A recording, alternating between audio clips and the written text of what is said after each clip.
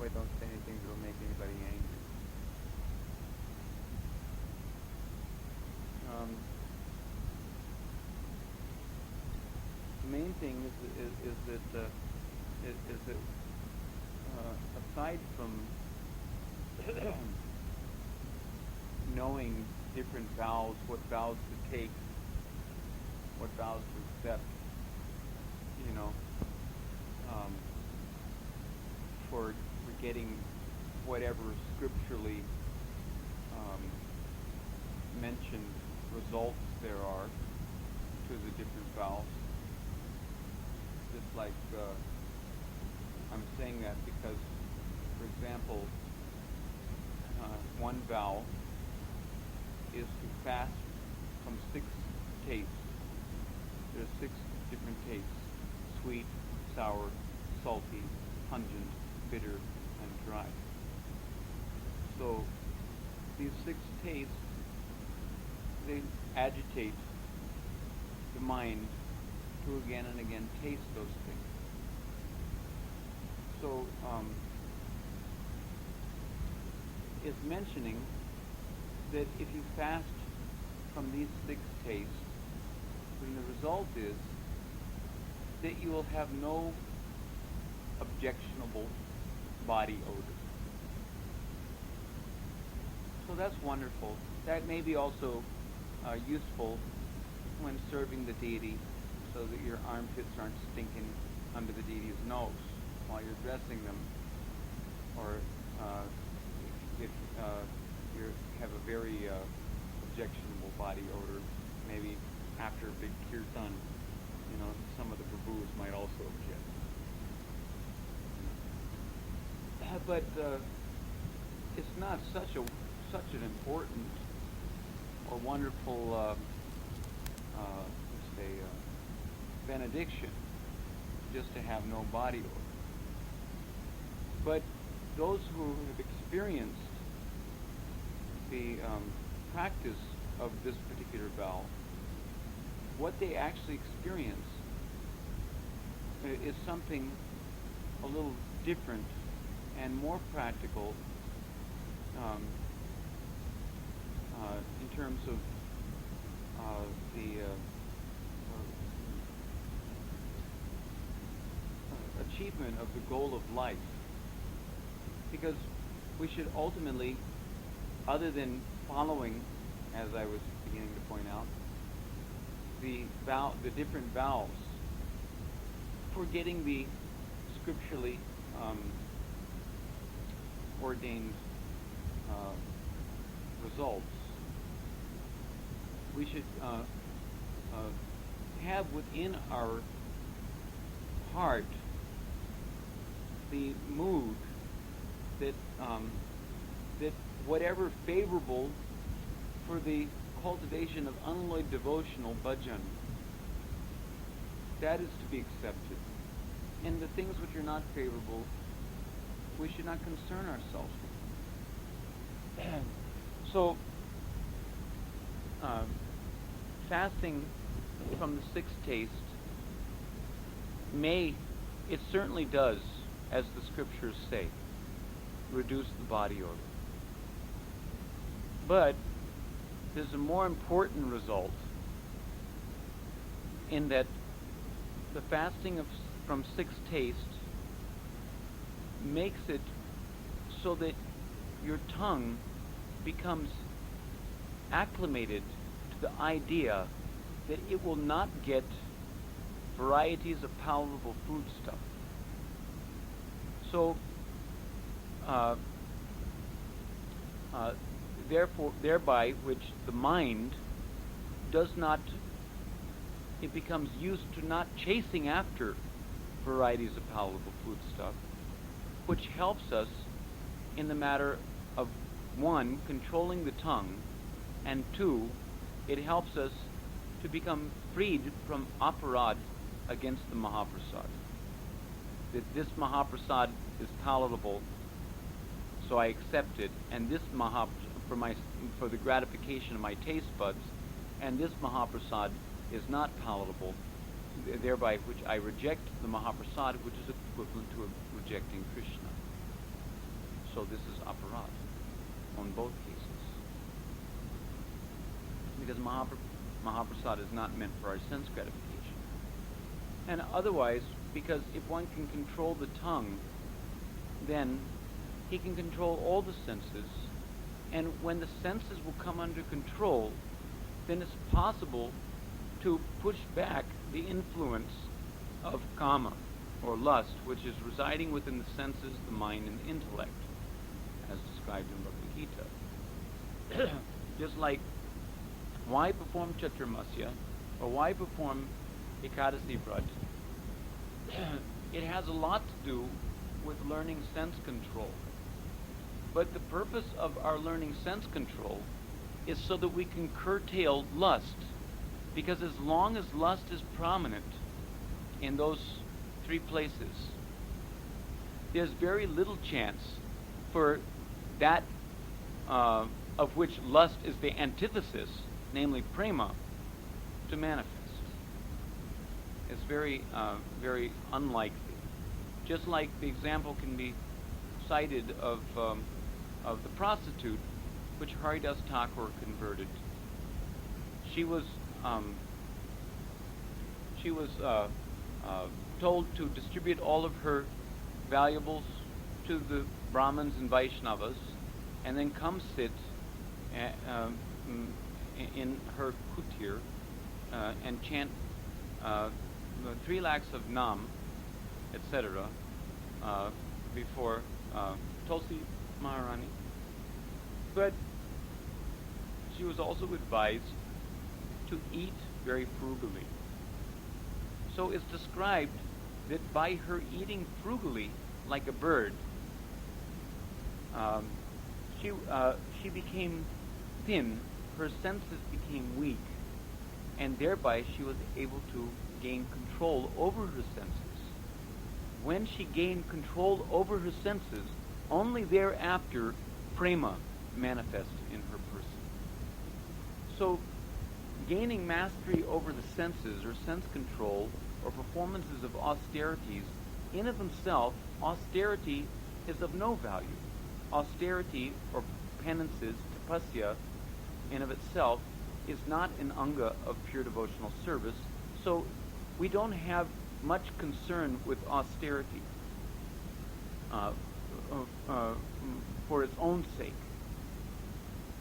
Just like Narada Muni, I forget which place it is mentioned, but he says something to the effect, if I remember correctly, the translation, that what is the use of austerity if bhakti has arrived? On the other hand, what is the use of austerity if by performing these austerities, bhakti does not arrive? So, but it doesn't mean that we should not be austere, or we should not practice austerity, especially in the Vanaprastha ashram. It is useful to practice austerity in order to curb our tendency towards sense gratification as we're accustomed to in the Grihastha ashram, to whatever extent we've allowed ourselves to become acclimated toward the mood of enjoying the objects of senses in the Grihastha ashram. Actually, Grihastha ashram should be also for the Paramahamsas, and Vanaprastha also can be for Paramahamsas, and Sannyas also can be for Paramahamsas, and Brahmacharis can also be Paramahamsas. Means that they only accept that which is ultimately valuable, namely the pure devotional principle. So, for the cultivation of pure devotional service, just like, for example, Ekadasi Vrata is also another kind of austerity, another kind of vow, but it is a devotional austerity in connection with the Supreme Lord Hari. So, it is mentioned, Yesham Santakatha Papam Jananam Punya Karmanam Ye Dvandva Moha Nirmukta Bhajante Mam Dhridavrata. So, who can perform Krishna bhajan with a firm vow, Dhridavrata, is he who has gone beyond the duality of delusion, or let's say the delusion of allowing oneself to be governed by a dualistic concept of life. That something is Krishna's and something is mine. That something is Krishna and something is not Krishna. In other words, someone who's still suffering the reactions to vikarmas and sukarmas, he will not be able to, concentrate on the understanding that Krishna is manifest everywhere and at all times, and all circumstances are created either directly or indirectly. Maya dakshena prakriti, suyate sacharacharam. Krishna is controlling the prakriti, and even if we want to say prakriti kriyamanani, but ultimately Krishna is the cause of all causes, so we can say that Krishna is arranging all these things for one singular purpose, and that is, no matter what the circumstances, apparently favorable or unfavorable, all adversities in life, etc., may be taken as an impetus to advance in pure devotional service by executing or exercising the principle of pure devotional surrender. Taking shelter of Krishna, depending on Krishna for our protection, and depending on his mercy, etc. So for that, it is very necessary or very useful. It is not the main principle is to reduce our bodily activities, in terms of sense gratification, and to increase our bhajan, so that by the influence of that bhajan, we may become so much free from sin, fasting for the pleasure of Krishna on these the days of Krishna's appearance, or the appearance days of various incarnations, etc., and Ekadasi. They help the devotee become free from sin. That's why in so many places it's not just a karmakandya consideration that you just become free from sin. Becoming free from sin is an insignificant fruit, in the matter of chanting the holy name. But it has its utility. To become free from sinful reactions, yesham tvantikata papam. That if one becomes free from sinful reactions, and if one becomes cultivates pure devotional punya, that means by associating with agents of bhakti, by hearing about Krishna from Bhagavatam, or by performing Krishna Kirtan, etc., by associating or by worshipping Tulsi Devi, and by associating with the different holy days, etc., that one gains great punya, which is related to bhakti, bhaktion mukhe sukriti, by which one's faith or shraddha becomes strengthened. So therefore, the real business, it's a fact that by performing Caturmasya vrata, or Kartik vrata, or Bhishma Panchika vrata in Vrindavan, the last 5 days from the Ekadasi to Kartik Purnima is a very valuable vrata that anyone can perform in Vrindavan, which yields the benefit of unalloyed devotional service.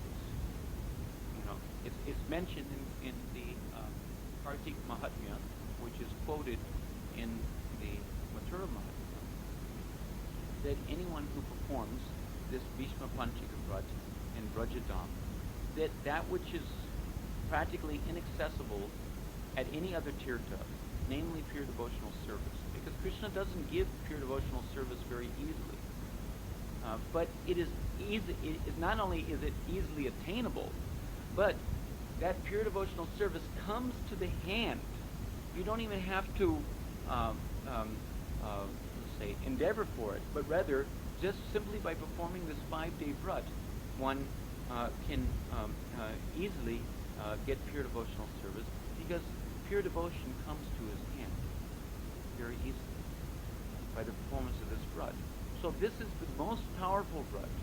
Just like Purushottam vrata is a very powerful vrata, and Kartik vrata is a very powerful vrata.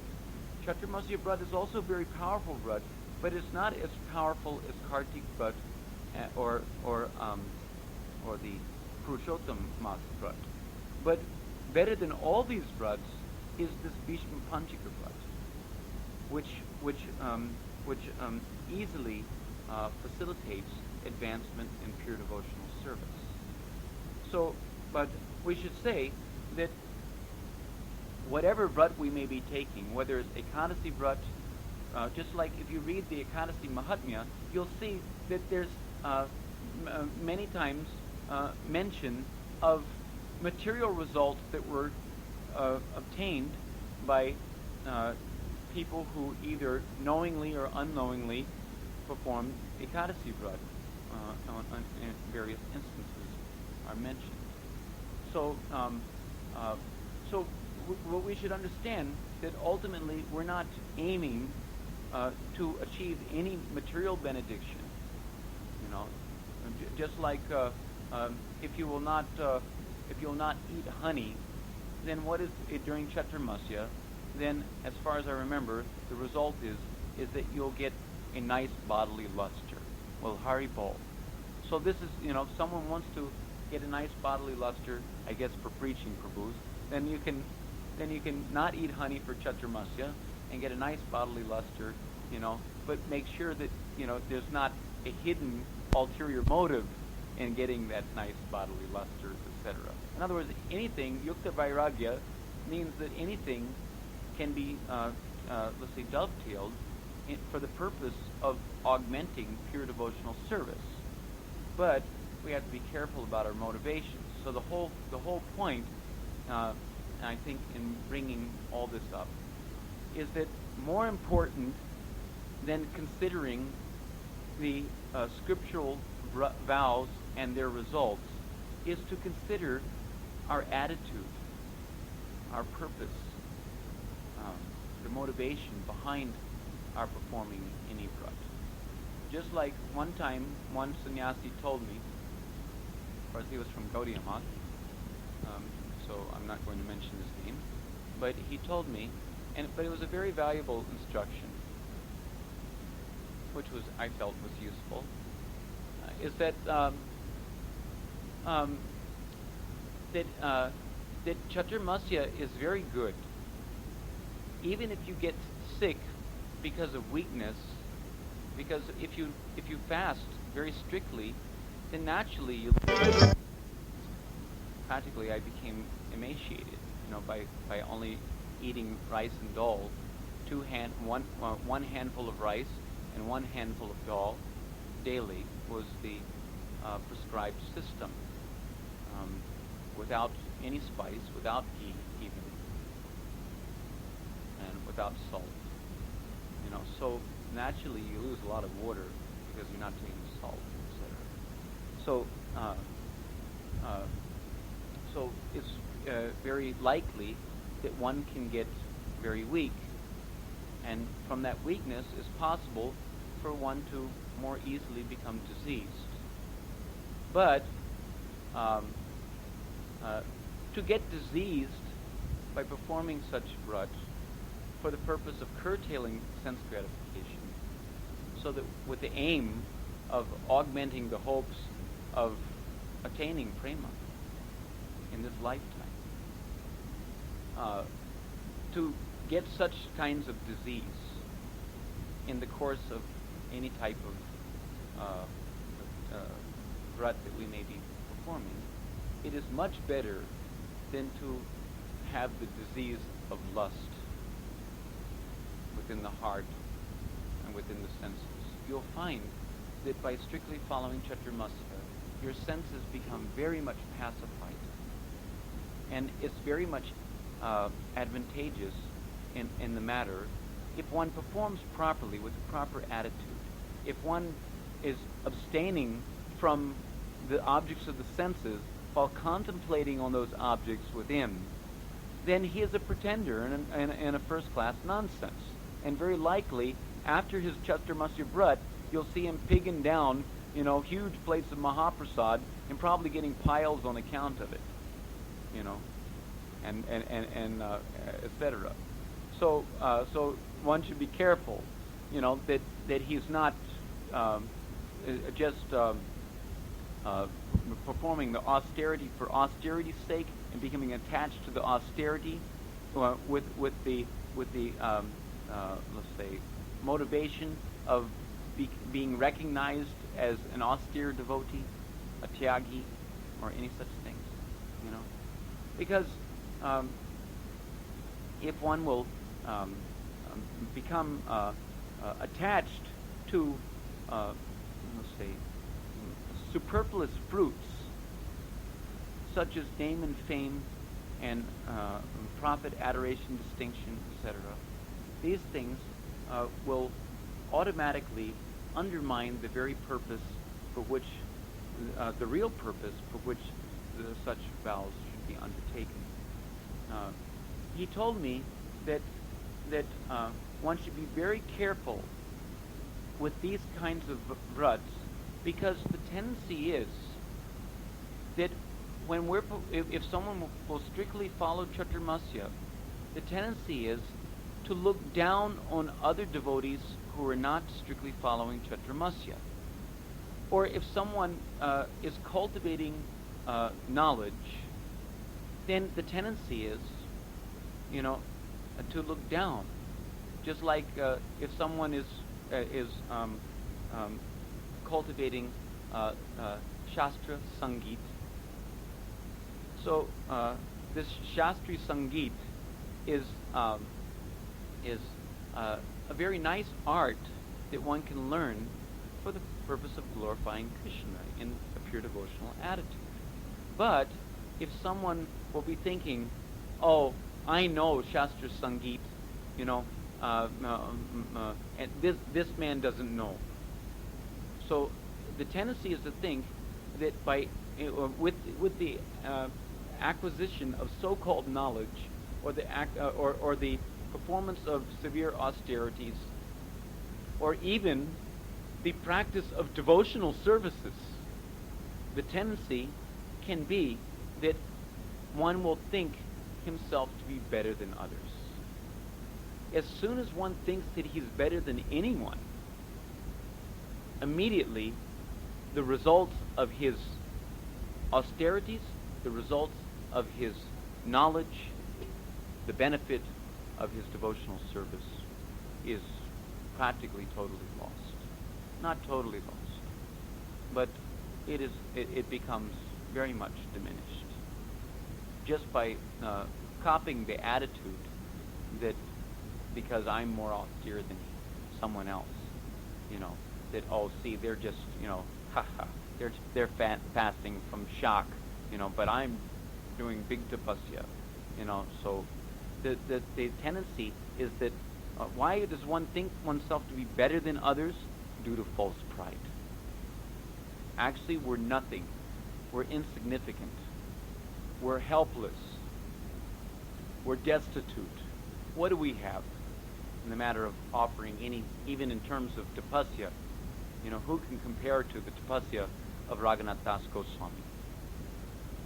Or any others, even Hiranyakashipu. Who can compare to his tapasya? Or Prahlad Maharaj,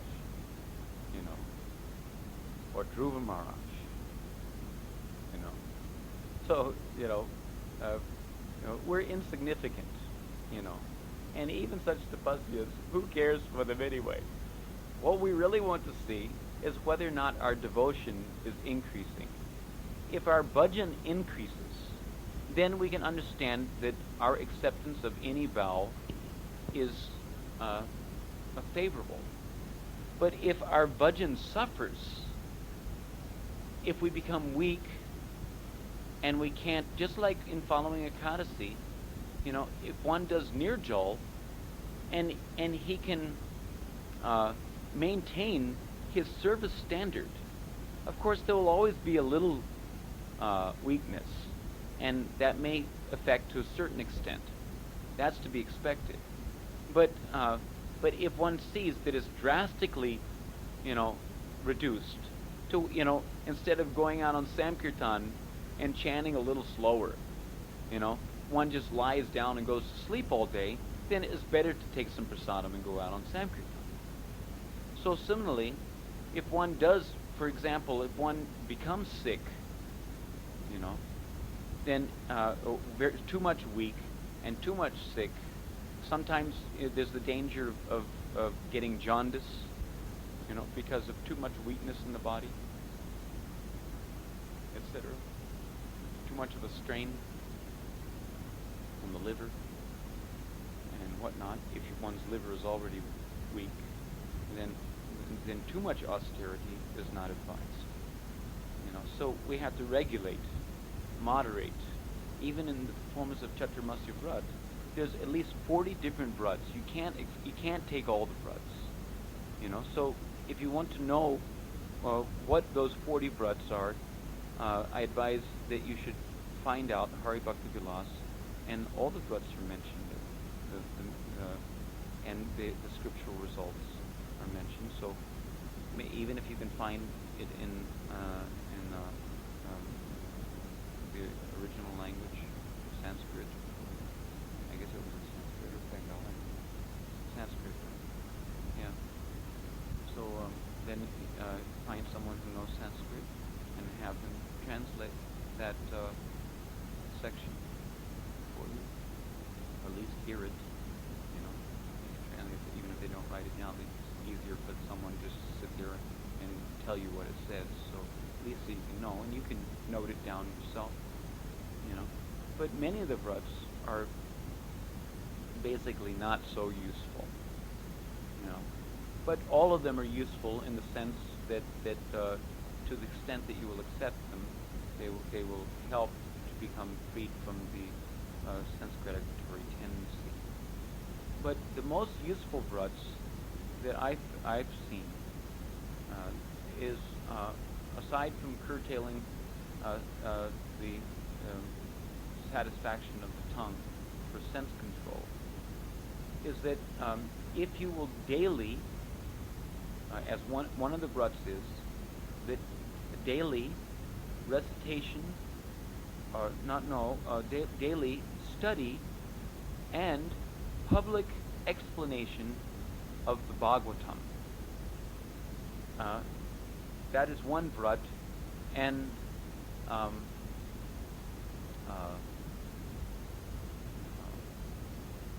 fasting completely from all milk and yogurt and products derived therefrom. That will also yield the same result.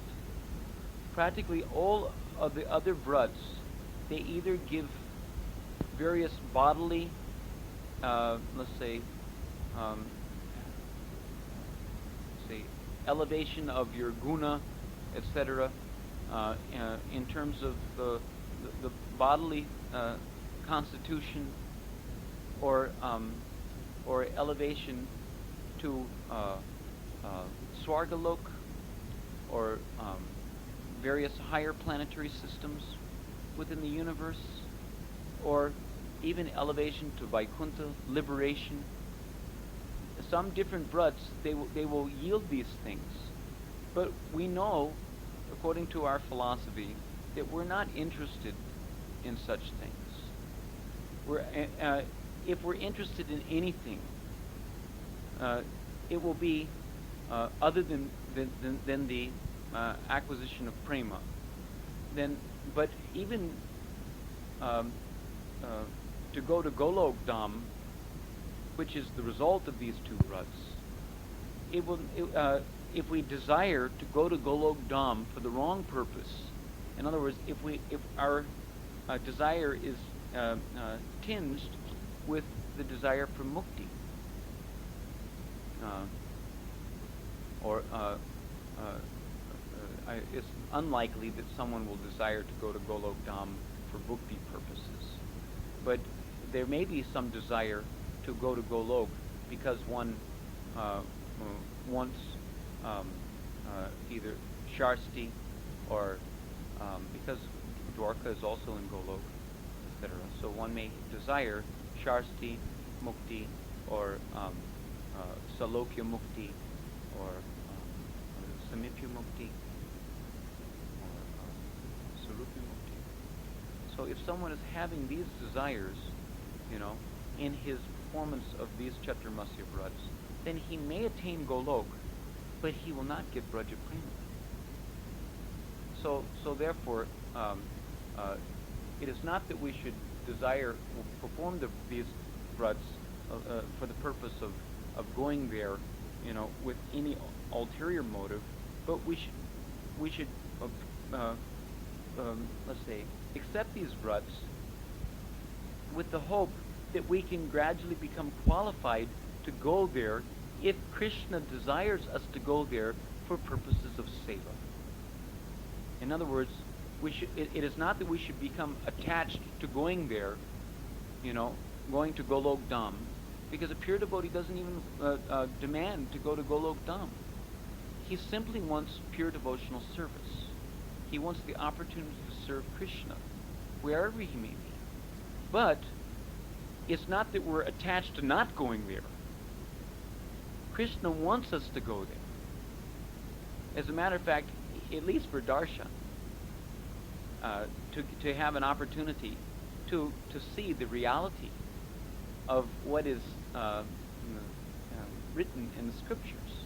After all, why would it be that the result of all of our bhajan in this lifetime, if we attain Sarup Siddhi and become as what we could consider as one variety of Siddha Purush, then as far as the Siddhas, as far as sadhakas are concerned,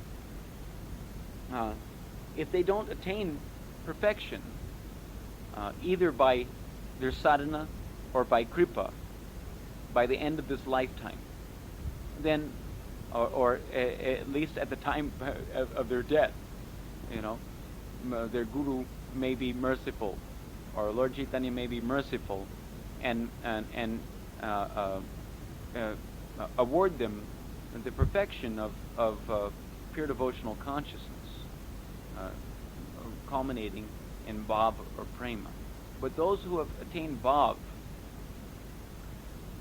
they will go to the Bhoma Leelas of Krishna, but those who are as sadhakas, depending on whether or not they've attained, 50% advancement, then they start the next life in their next sadhak deha, at 51%, or 75%, or whatever.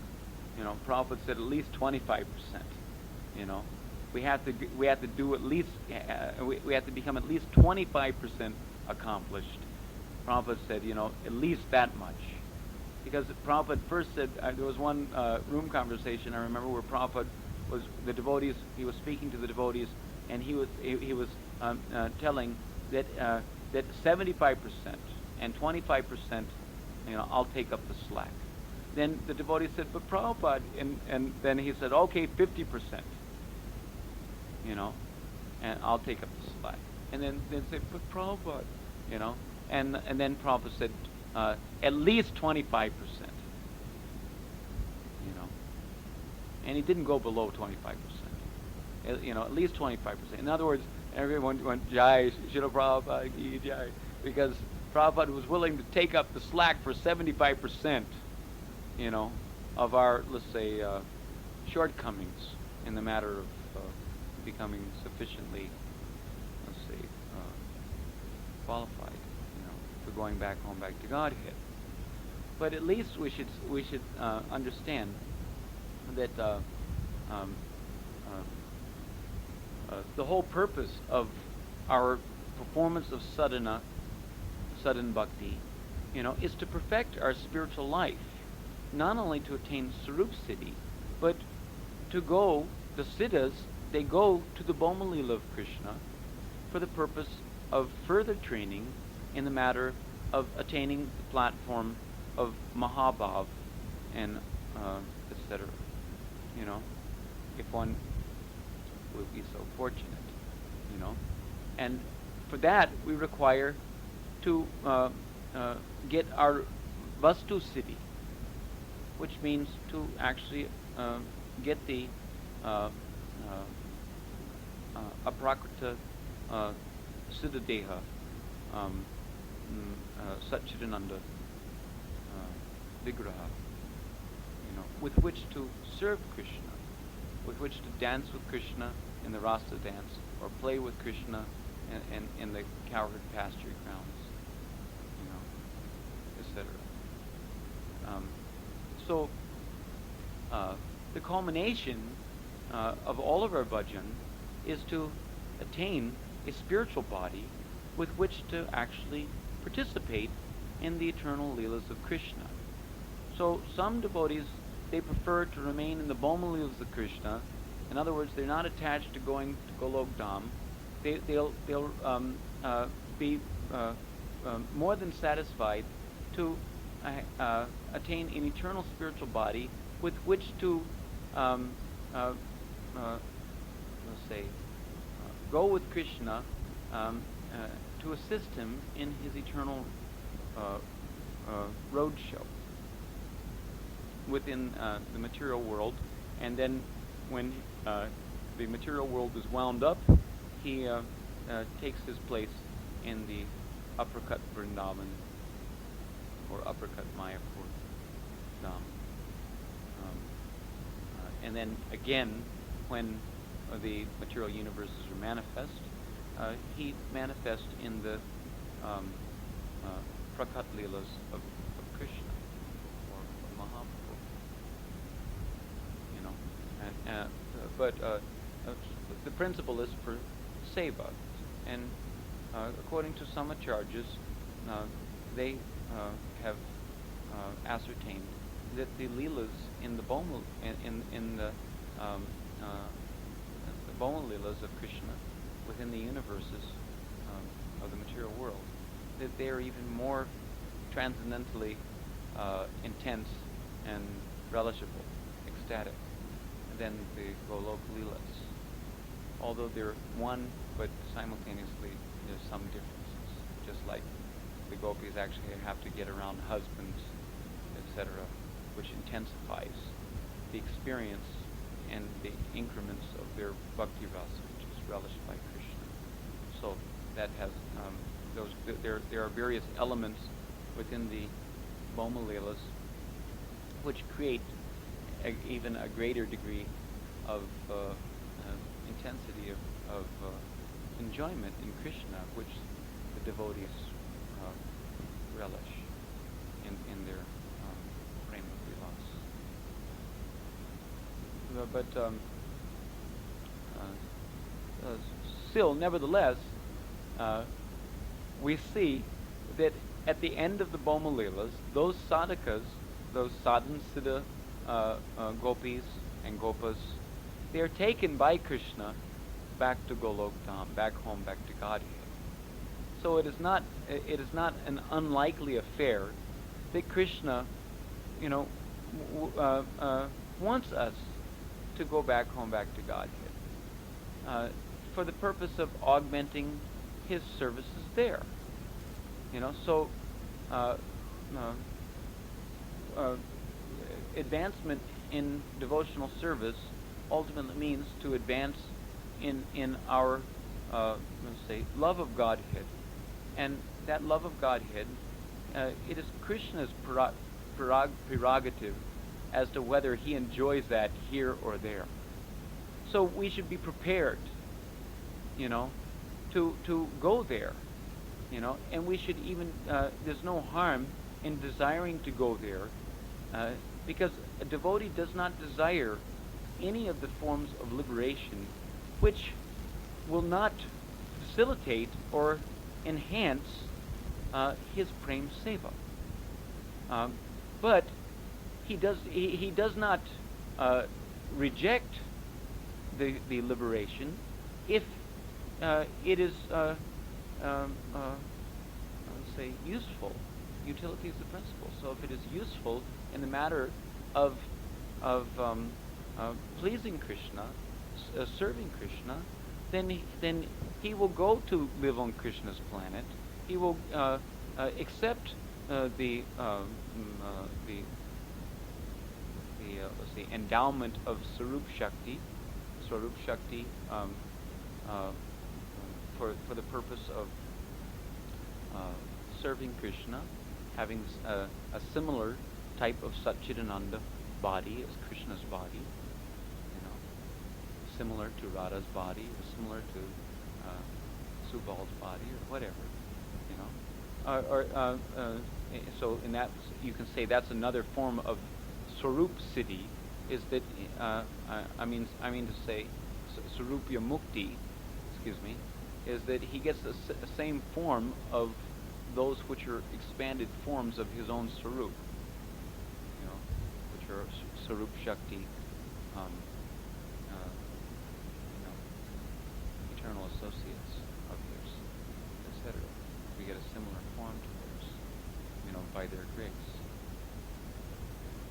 But so a devotee won't mind being in the close proximity of the Lord, if there's some service purposes to be fulfilled by being in that position, so he'll accept any of the four kinds of Vaishnava liberation if it doesn't interfere or doesn't detract from the main purpose in expressing his prema toward Krishna, for Krishna's pleasure. So in any case, I don't know if we got sidetracked by such a discussion, but these two vrats to recite, to daily study and explain publicly, at least publicly means to a few people, Srimad Bhagavatam, and to fast from all milk and yogurt products. These two are the only two vrats out of all the Caturmasya vrats which go beyond Vaikuntha to Golok Dham. So we don't, for the most part, most Gaudiya Vaishnavas are not very much interested in settling in Vaikuntha. Most of the Gaudiya Vaishnavas, they have their sights set on Braja, which is in Golok Dham. Some may desire to go to Dwarka or Ayodhya, but mostly the devotees, they appreciate the gift which was never given before in the matter of bestowing Braja Prema upon the conditioned souls. So most devotees are more enchanted by the prospects of associating or associating with Krishna in his Braja Leelas. What's the use of a Krishna without a Radharani? What's the use of Krishna without his flute? In Dwarka, he's not, playing his flute unless he happens to, snatch Gopikumar's flute or something, and put on, for the pleasure of Gopakumar or someone. But you won't see him playing his flute as a mainstay of his Dwarka Leelas. I don't think he was carrying a flute on the battlefield of Kurukshetra. But and in Vaikuntha, certainly, there's no, you don't hear of flute playing pastimes of Vaikuntha Nath, Narayana.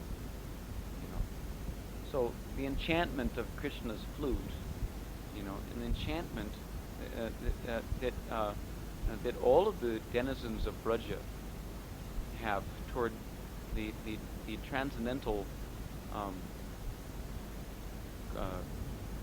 quintessential sweetness of Krishna, Prajananandan Krishna, who is Swayamrup, Swayam Bhagavan. He is the only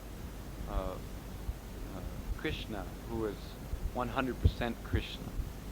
Even the Swayam Prakash expansions of Krishna who danced with the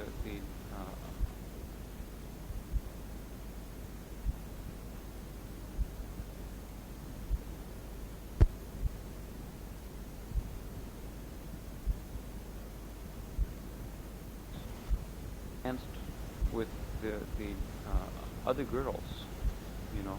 There was one expansion for each girl.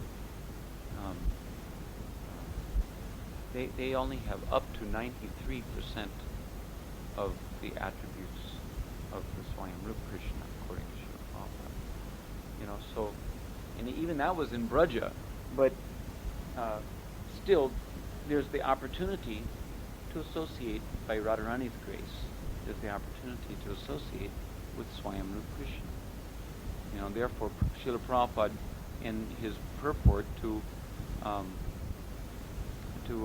Man Manam Bhava Mad Bhakto, in the 18th chapter of Bhagavad Gita, he says that one should not deviate his attention or divert his attention to any other form.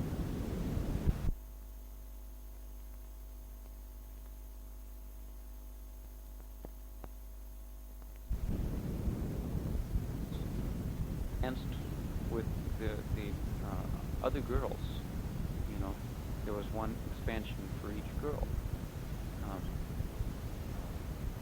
They only have up to 93% of the attributes of the Swayamrup Krishna, according to Srila Prabhupada. So, and even that was in Braja, but still, there's the opportunity to associate by Radharani's grace.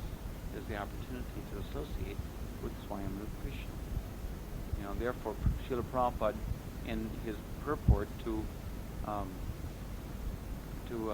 Man Manam Bhava Mad Bhakto, in the 18th chapter of Bhagavad Gita, he says that one should not deviate his attention or divert his attention to any other form.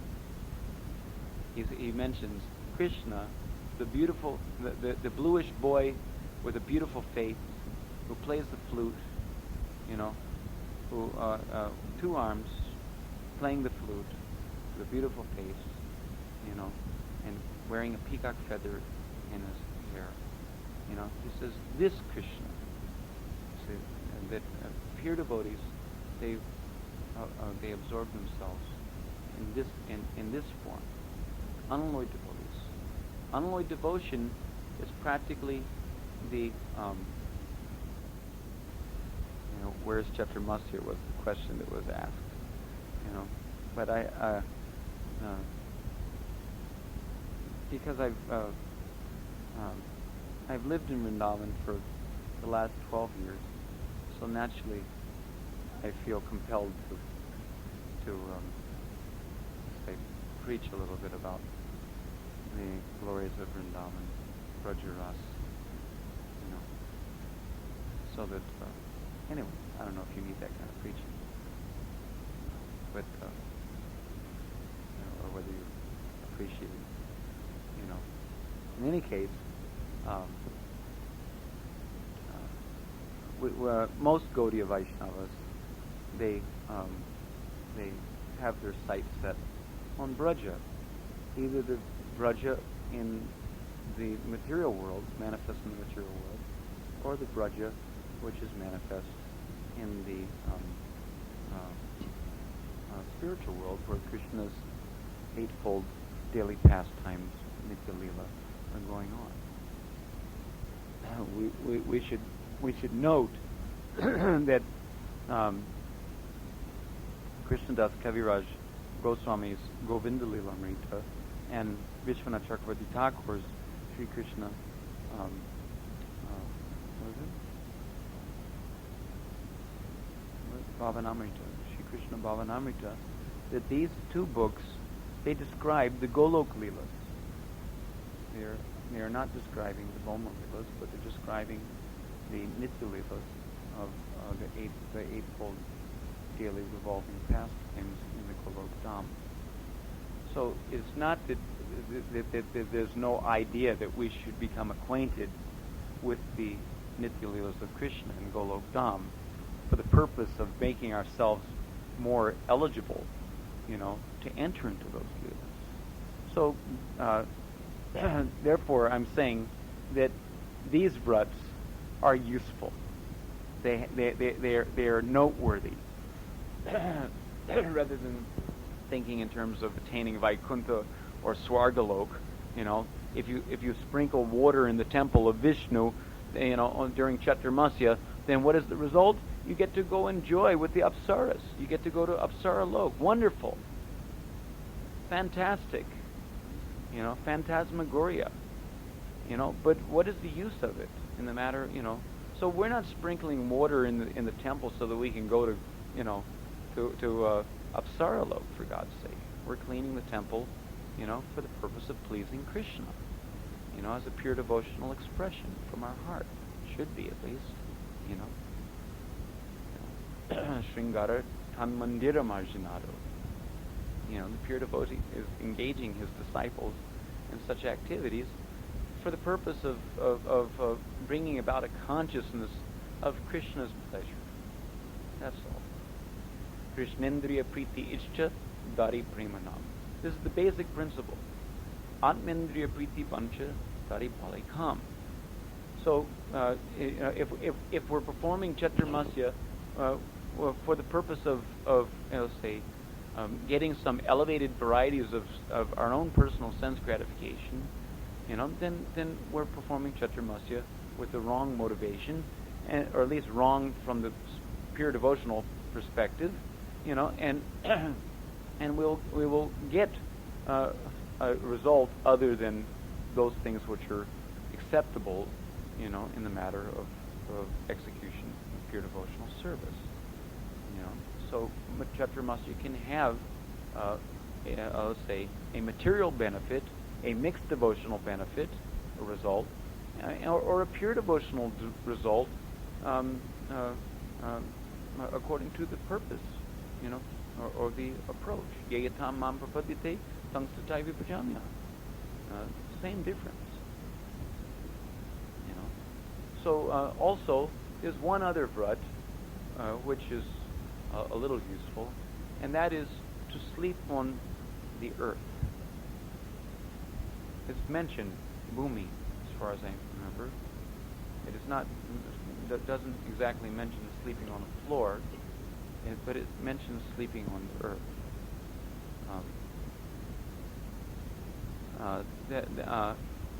That the result of that is that one gains sadhu bhushana.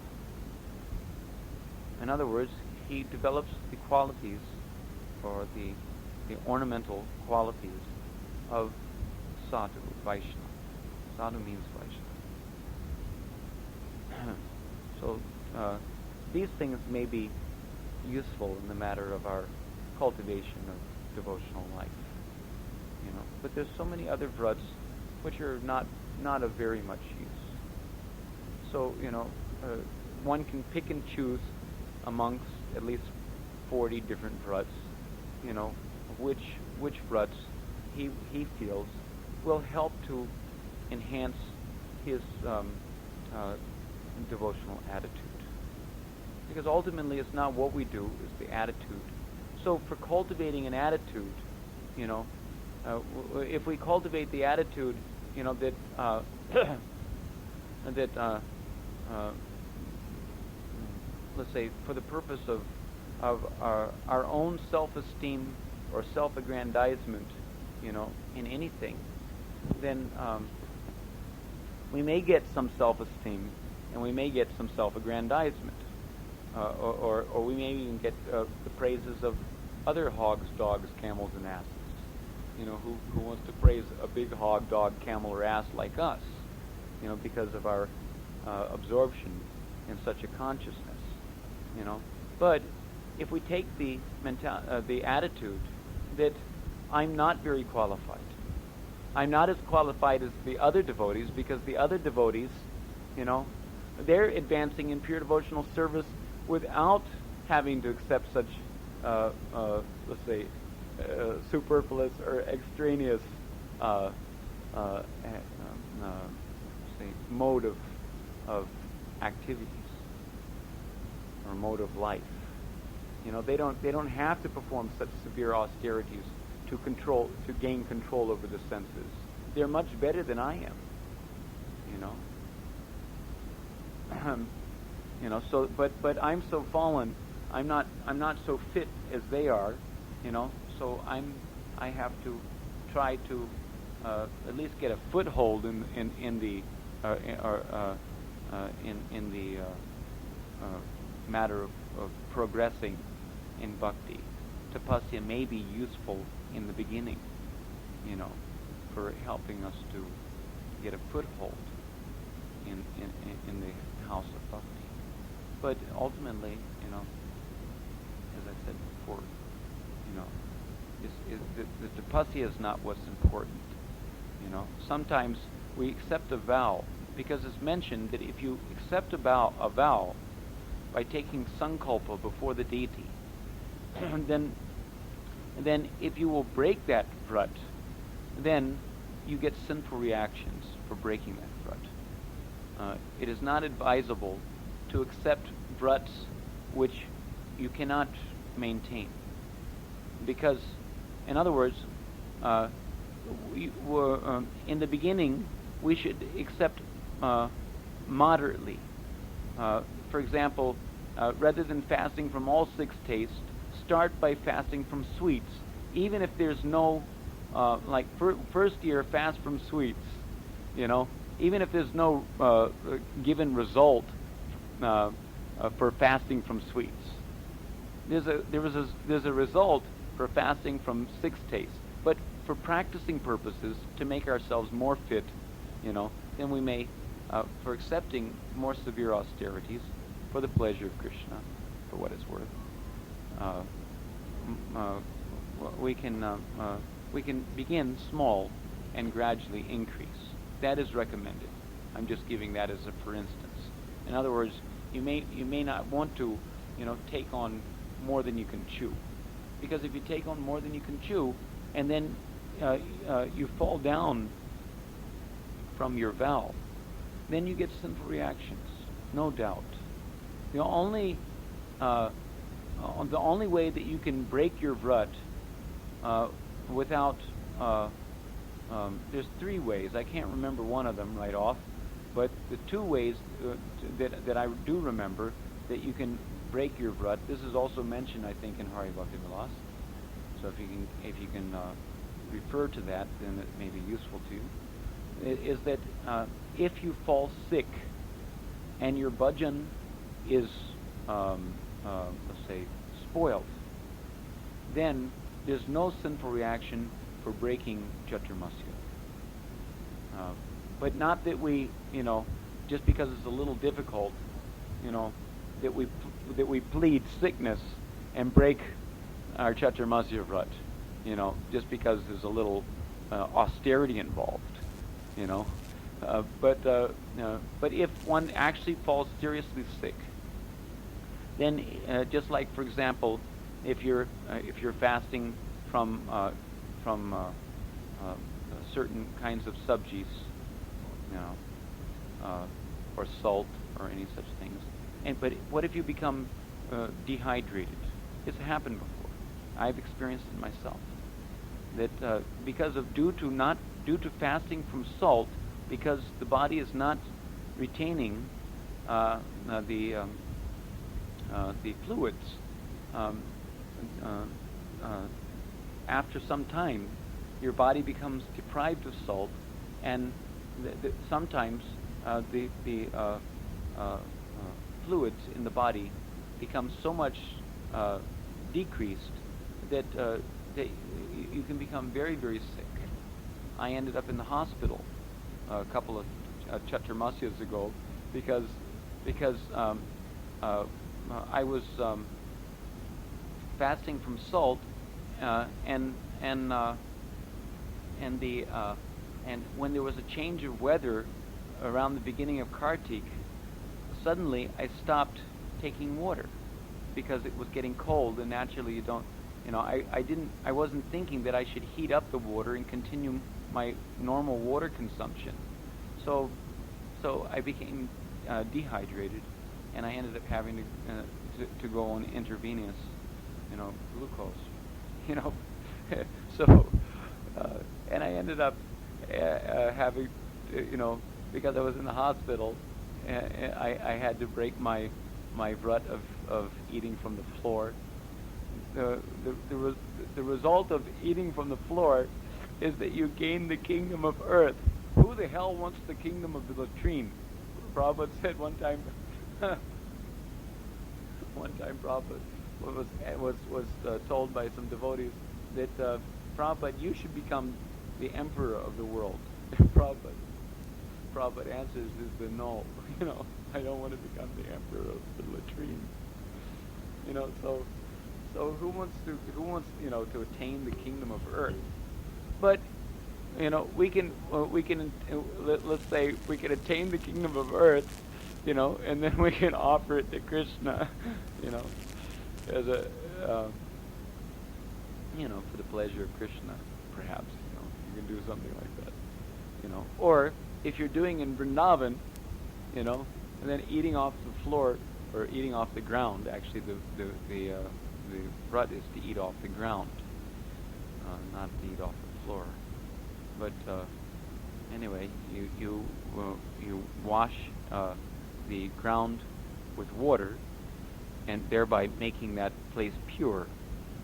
If people are walking on the ground, then you don't want to put the Mahaprasad on the ground. But by washing with water and making a mati patra, out of that little space, then you can put the prasad on the ground, and there's no offense. So, then by eating off the ground, naturally you're going to eat some brajraj or some Mayapur dham dust, and we can meditate within our hearts, that what do we care for the kingdom of earth, the land of Braja, or the land of Mayapur dham. It is beyond the kingdom of earth. So even though it is apparently on this earth, so let me attain this kingdom on earth, Mayapur dham or Braja dham. So anyway, I don't know what else to say. Is there anything more? There's so many things, right? There's so many different drugs. But anyway, I think that is the most important thing that I can share with you. Now these things, one time I performed Chandrayana Mahajogya. It was a very difficult vrata. But to be honest with you, yes, this is the most important thing. The most important thing to understand is that if one will offer tulsi to the feet of Krishna, then he surpasses all austerities and penances. He gets all the results of all austerities and penances, or such austere vows, etc., by offering tulsi to Shalagram, or to the lotus feet of Krishna, or to Giriraj. So, this is, as a matter of fact, not only does he get the benefits of all austerities, or all types of austere vows that one may take, but he gets more than that. and that the offering of tulsi to the lotus feet of Krishna is the culmination of love of Godhead, or the cultivation of love of Godhead. So, what do you get by offering Krishna one tulsi leaf? Krishna says that for one who has offered me a single tulsi leaf, he says that I can't find any amount of valuable jewels, such as diamonds, rubies, sapphires, emeralds, etc., any amount of gold, if I were to gather together all the valuable jewels, all the valuable gold and silver, what is it called, platinum or whatever. I don't know if he uses the word platinum, but all valuable metals, practically anything which is valuable within both all the material worlds and spiritual worlds put together. He says that I can't find any amount of these things which will, let's say, match the value of that tulsi leaf with which to repay that devotee who is offered a tulsi leaf. Maybe you remember reading this somewhere in the Tulsi Mahatmya. So, no, he says he doesn't say like he said to the gopis that I can't repay my debt. Sorry,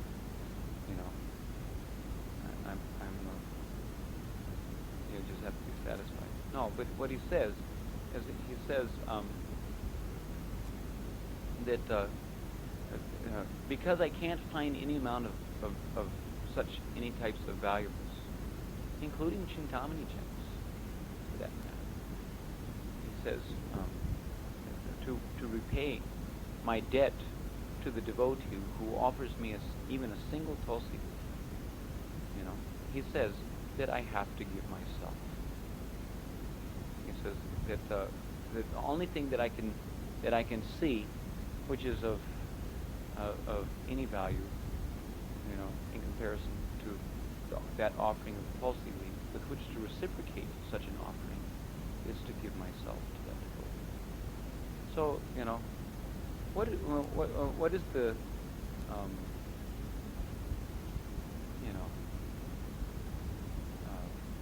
the goal of all of our, is to attain Krishna, to attain the association of Krishna, to attain the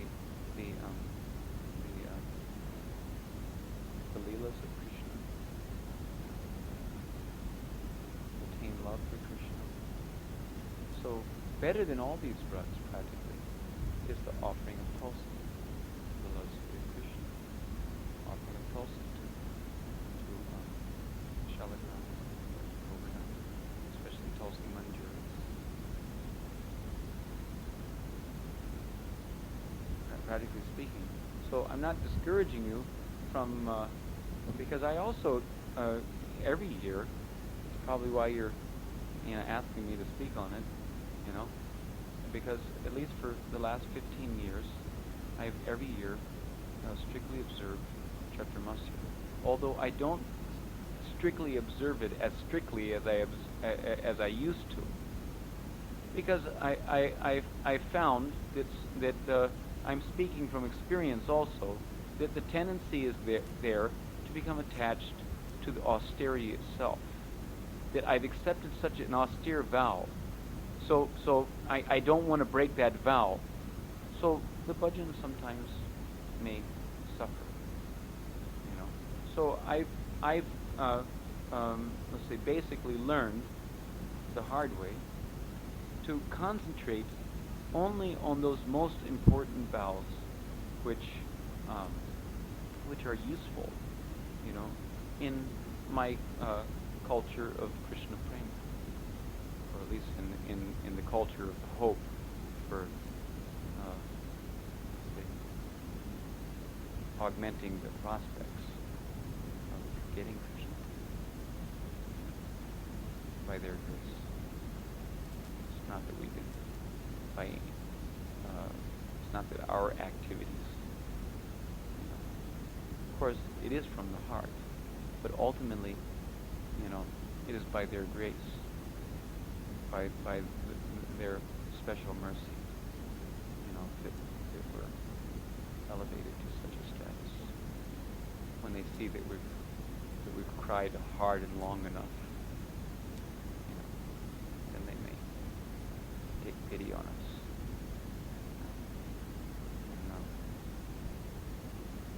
Mercifully bestow their prema bhakti shakti upon us. So that's one more thing, which is also, I think, an important consideration. So if you whatever you do, because sometimes there's confusion about breaking the Caturmasya, when to enter. You can begin either on Ekadasi, on Dwadasi, or Purnima. If you do Caturmasya, generally it's recommended that the Gaudiya Vaishnavas do from Purnima to Purnima, because Vishwarup Mahotsav falls on a Purnima, and generally the Gaudiya Vaishnavas, they will shave their head, following in the footsteps of Chaitanya Mahaprabhu, to commemorate the passing of his brother Vishwarup. So we observe Vishwarup Mahotsav by shaving, but not by breaking your vows as far as eating is concerned. You maintain those vows continuously. Then, if you've begun on the Purnima, then you end your Caturmasya vrat, you end your Kartik vrat, and you end your Bhishma Panchika vrat if you come to Braja to perform Bhishma Panchika vrat, because as far as is mentioned in the Mathura Mahatmya, it is a vrat which is only performed in Braja Dham directly. It was performed by Bhishma in Braj Mandal. Of course, some may say that, well, because Mayapur and Vrindavan are non-different, then perhaps you can get the same benefit in Mayapur. I don't know. Maybe you can even get more benefit in Mayapur. But the vrat is mentioned only in relationship to this Braj Mandal here. So some devotees have concluded that it is a vrat which is only performed in Braj Mandal. So if you can come to Braj Mandal to perform that vrat, without disturbing your Caturmasya. But it should be mentioned also that that this performance of Bhishma Panchika vrat in Braj Mandal, that it gives all the results and more that you can ever expect from performing Caturmasya vrat. So, it's kind of like, why bother performing Caturmasya vrat, if by observing a very, very severe, because it is very severe, it's a Panchagavya vrat, you fast on the Ekadasi, Nirjal, you break your fast during the Paran time with cow dung. Then during the Dwadasi Tithi, you take only cow urine. And you can take you can take water also, because you finish with your nirjal. So it's not that austere. You can at least tank up on water, The water kind of keeps you cool a little bit. But how much cow dung can you eat? So you're not going to eat very much that day. And how much cow urine can you drink? So you're going to get on the Dwadasi break fast, you're going to get a little cow dung, and then for the Dwadasi day you get cow urine. You only have to honor it once. Then on the Trayodasi day, you can take ghee. How much ghee can you eat? You can eat probably a couple teaspoons. By that time, your stomach is shrinking considerably, and you probably don't even feel like eating, although you're hungry. But in any case, the ghee will give you a little strength. And then on Chaturdasi, you can take yogurt. So as much yogurt as you want. The problem is that it's at the end of Kartik, which is starting to get pretty cold. So you don't want to take too much yogurt because it's cooling, and you'll catch a cold by taking the yogurt. So you won't be able to take much yogurt. Maybe a couple of cups of yogurt or something.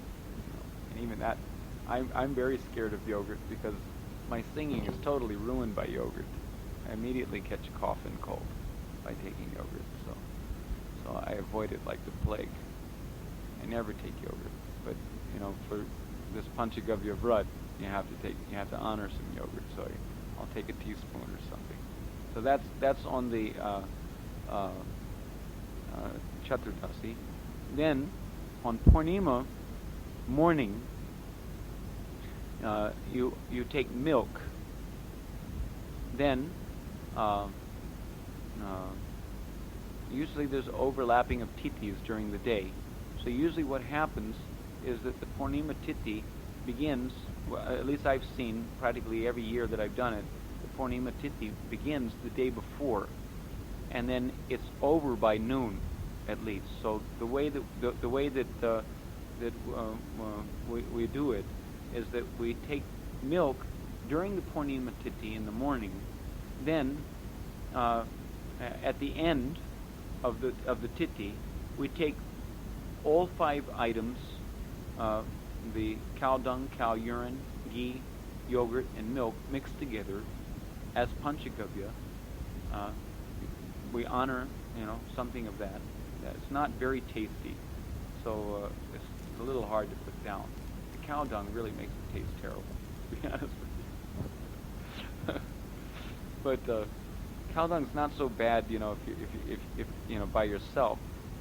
It tastes a little like straw, But it's got a bitter kind of taste sometimes if the cows are. I don't know what the cows are eating. Also, it's important to point out is that the cow dung that you eat, if you will take this vow, it has to be caught from the cow before it touches the ground. And we're not talking about bull dung. We're talking about cow dung, from a female cow. And it should be from a cow, a young cow. And also the urine, the cow urine, is supposed to come from, of course, you're not going to take that off the ground. You're going to have to catch it before it hits the ground, in a cup. And the way you do it is that you get the cowherd man, to go behind a young heifer. Heifer means an unbred cow. Before the cow has given birth to a child, you have to take from that cow only, a young heifer. And he will tickle or agitate the vagina of the cow, which makes her want to pass water. And then he, the cowherd man, or you yourself, if you're brave enough, can try such things, and then it causes her to urinate. Most of the time, if she has some urine to pass out, she'll be inspired, to pass the urine, and then you take that cow urine. Sometimes the cow urine is bitter, but most of the time, it's very sweet. It's just like, it tastes almost exactly, which amazed me, because cow urine is good for jaundice, but also what is good for jaundice is the broth from boiled green papaya. And it's almost exactly the same taste. Practically, it must have the same constituents, chemical constitution. as the broth from the boiled green papaya. It's not bad tasting at all. If you've never tasted it, that's just to encourage you to try. But so then, at noontime, afternoon, mix the panchagovya together. Take that panchagovya, and then in the evening, after sundown, you break your fast. You break your Bhishma Panchaka vrata, and also simultaneously your Kartik vrata and your Caturmasya vrata by taking full prasad feast for the in commemoration of the Sri Krishna Rasyatra. We do that here because Krishna performs his Raslila here. So naturally we have some inclination to remember such things. So that in that way, you can say that that all the vrats are broken properly on the Ras Purnima evening, Kartik Purnima evening. Also, most important is during Kartik Vrat is the offering of ghee lamps, not candles and not oil lamps, but ghee lamps. Just like in Purushottam Mas, the offering of a sesame oil lamp, it will give unlimited material benefits, and also it will make one eligible to take birth in a Vaishnava family and develop all the sadhu bhushana, all the 26 qualities of a Vaishnava, etc. All these things, will come simply by daily offering the sesame oil lamp, not other kinds of oil, but sesame oil. So much benefit. You go to Swargalok or wherever for 10,000 years, and then you come back as a perfect Vaishnav king or emperor, in this world, surrounded by, born in a Vaishnava family, fully surrounded by all. In other words, you have unrivaled kingdom, etc. And as a Vaishnava, with all facilities for worshiping the Supreme Personality of Godhead, simply by offering ghee lamps during Purushottam Mas Vrat. Oil lamp, sesame oil lamp. But the offering of the ghee lamp yields unlimited benefit, which cannot even be fathomed by Lord Brahma. In other words, it goes beyond the benefit of offering ghee lamps, goes beyond this material world. So similarly, in the Kartik month, the offering of ghee lamps, and especially on the Kartik Purnima, that last day of the Vrat, it is mentioned that the ghee lamps should be offered on this day also, and unlimited benefit, transcendental spiritual benefit, in the matter of pleasing Krishna. Krishna is very pleased with such an offering. So if you will make such an offering with the intention of pleasing him, with that motivation, then very quickly the pure devotional sentiments can rise within your heart by his mercy, because of his pleasure. He's pleased with his devotees' offering of shining ghee lamps. And one more thing about ghee lamps, please, is that it's mentioned in the Tulsi Mahatmya that if one will light the ghee lamp with the Tulsi stick, that ghee lamp which is offered, having been lit by the Tulsi stick, gives one the benefit of offering 10 million ghee lamps. So during Kartik, the offering of ghee lamps is worth 1,000 times offering ghee lamps any other time. If you do in Mayapur Dham or in Braja Dham, then you get 1,000 times that 1,000 times the benefit of offering ghee lamps. And if you offer the ghee lamp as 1,000 times 1,000, then if you offer the ghee lamp which is lit by the tulsi stick, then it is 1,000 times 1,000 times 10 million. You get 10 million times the benefit of offering the ghee lamp by lighting it with a tulsi stick. So what fool wouldn't consider just taking a little twig of a tulsi? It has to be a dead tulsi tree, not a live tulsi tree, but a dead, dried out tulsi twig, and taking a lighter along with you, and taking the twig. You put a little camphor on the end of your ghee wick, because the tulsi stick burns very quickly. It burns out very quickly. So you have to quickly transfer the fire from either the lighter or wherever you're getting the fire from, to the ghee lamp. So the camphor makes it ignite immediately, so that you don't have to sit there struggling and trying to light your tulsi stick a million times, in order to get your ghee wick lit. So the camphor is an important principle. You should definitely put camphor on, so that it makes for easy lighting. What happened? Hare Krishna. Okay, so anyway, one important point about this is this is not exactly Caturmasya, but it's during the Caturmasya time, so it's also an important discussion. That is that in that Tulsi Mahatmya, this instruction is given by Lord Shiva to Sanat-Kumar, if I'm not, or maybe no, to Kartikeya. He's giving the instruction that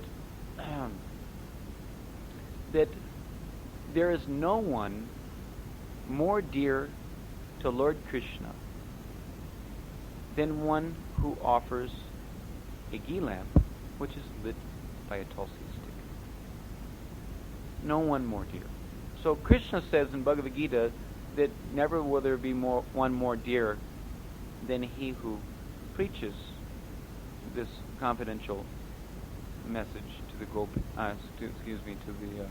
to the devotees, But at least we can look at it in this way, that we want to become dear to Krishna. What devotee wouldn't want to become dear to Krishna? But not everyone, of course, everyone has the opportunity to preach. Yari dekhi tarikaha Krishna upadesh. Means whomever you see, whomever you meet, this is real, let's say pure devotional surrender that you tell to Krishna, you tell to the devotees as you're going to, passing them by, going to the bathroom, tell them to always remember Krishna. Man mana bhava mad bhakto madhyaji mam namaskuru. You explain this to them, at least a little something. Practically anyone you see, anyone you meet, you can always find the opportunity to explain to them these most confidential instructions of the Bhagavad Gita, these two verses, sarva dharmam parityaja, mam ekam sharanam vraja, which let's say reveals the essential importance of pure devotional shraddha. To give up all other aspirations and simply surrender to Krishna, knowing that all subsidiary duties will be automatically, what do you call it? Not achieved, but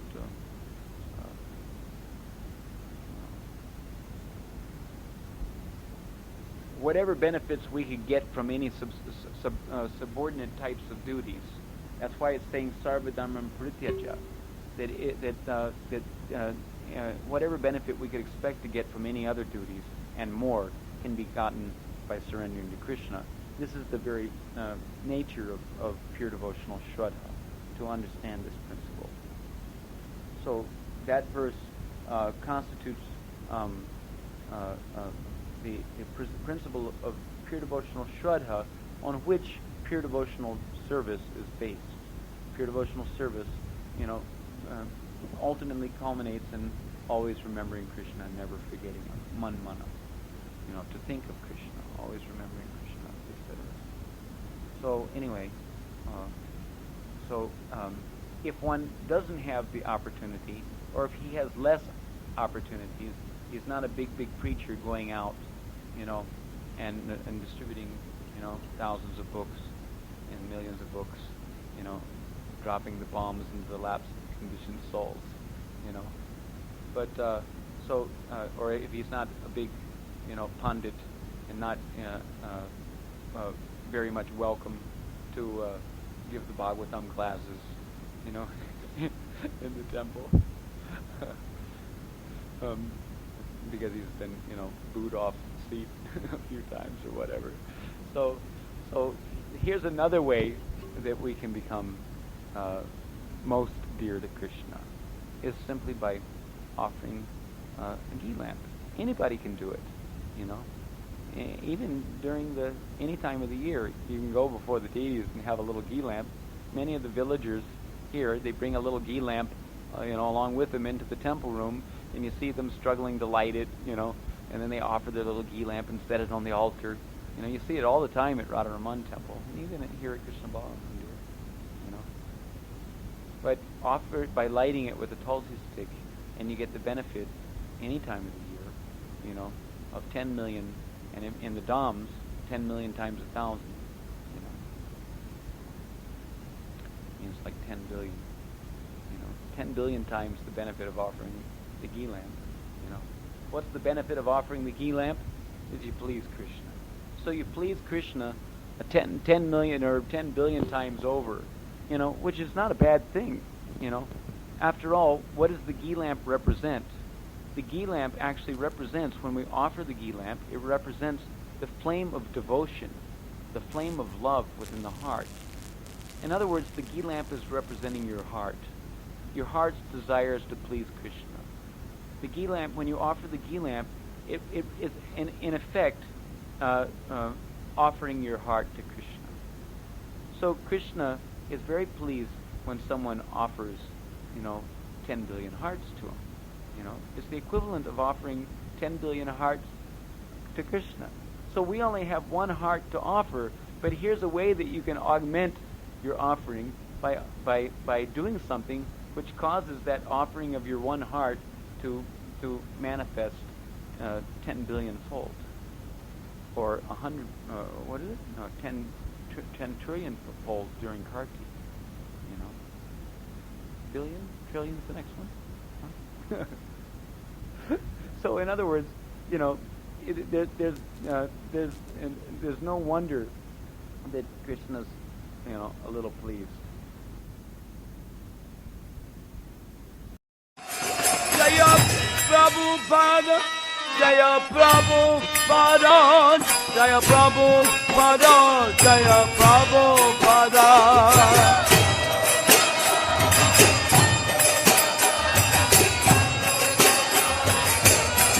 Jaya Jaya Prabhupada, Prabhupada, Prabhupada, Prabhupada.